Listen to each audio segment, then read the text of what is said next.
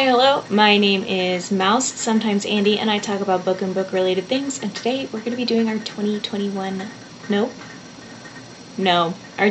wrap up. So this is going to be talking about the statistics in the books that I read across the year that was sent straight from hell. I know that this is not my normal setup. I am using my webcam because of the way that I have rearranged my room until I move. This works well for me. I also find that my webcam films in higher quality. We'll see after I edit if this is still the way I want to do things, but anyway. So, with that being said, let's get this show on the road. I am going to talk about the statistics. I'm going to pull them up over here to this monitor. Okay, so we're going to talk about the statistics for 2020. Now, you guys know I read a lot of books in 2020. The books that I read 504 books. I read 168,862 pages.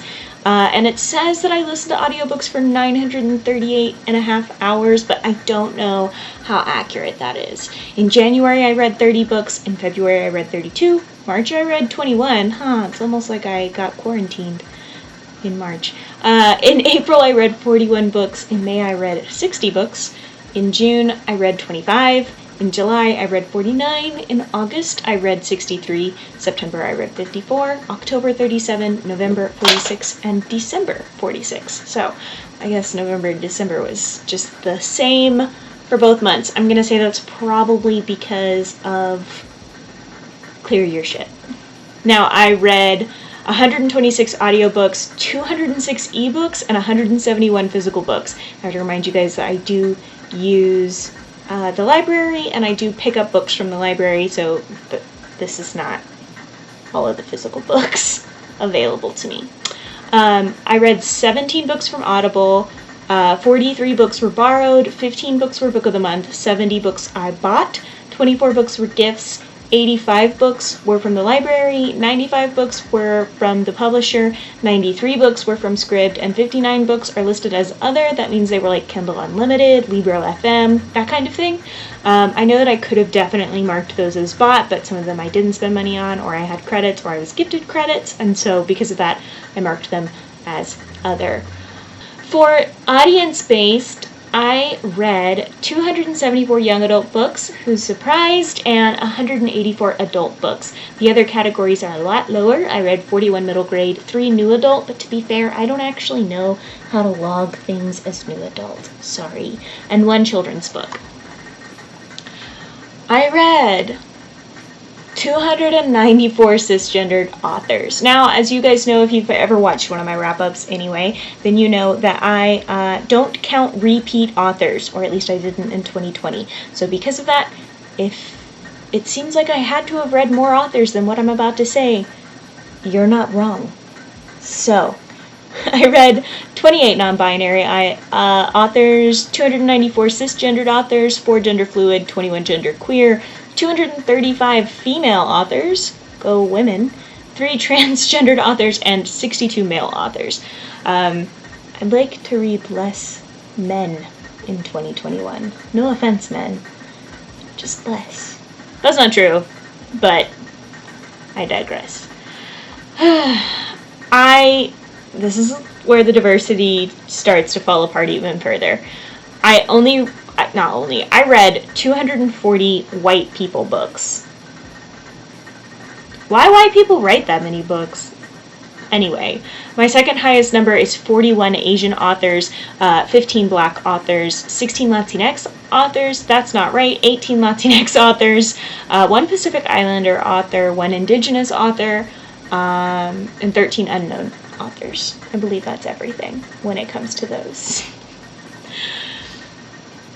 Whew! Alright, the next stats that we're going to talk about is the top genre that I read, and then the bottom genre, and then my ratings for the year, how they kind of like ended up at the end of the year. So, I'm going to let you guess what my top genre is. If you could just guess. This is Great Warrior, by the way.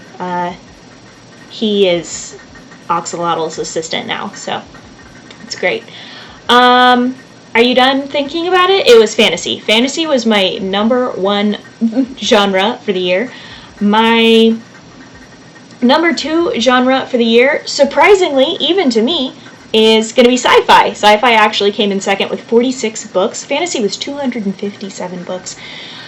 Lord. And then after that, immediately after at 45 is horror. And then after that, graphic novels at 40. Then, oh, I'm wrong.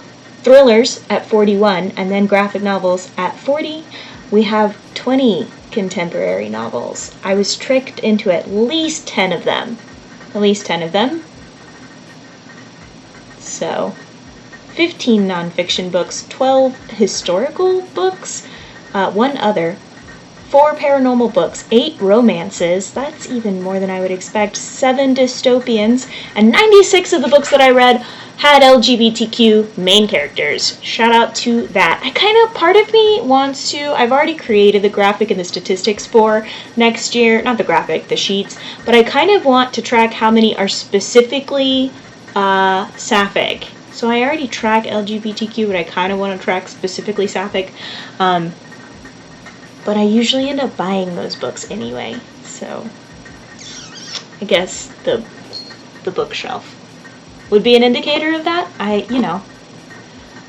Anyways, I DNF'd 14 books this year out of 504. I only DNF'd 14 books out of 504. I think that that's really impressive. I'm proud of myself for it. I could have and should have probably DNF'd way more than that. I have 4 1-star ratings, 6 1.5 star ratings, 7 2-star rating, 31 2.5 star ratings, 57 3-star ratings, 20 3.5 star ratings, 141 4-star rating, 6 4.5 star ratings, and 218 5-star ratings. Now, I've mentioned this before, and I'm mentioning it again.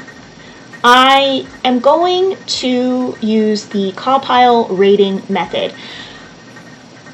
I'm going to include in the link down below whose YouTube I watched to learn about CAWPILE rating, and also Hardback Hoarder's book tracking sheet. Now, I made my own for 2021, but I used hers initially for 2020 because I found that it was the most, it was the biggest one, and so, not the biggest, but the most informative one, and it gave me all of the information that I wanted to give to you guys.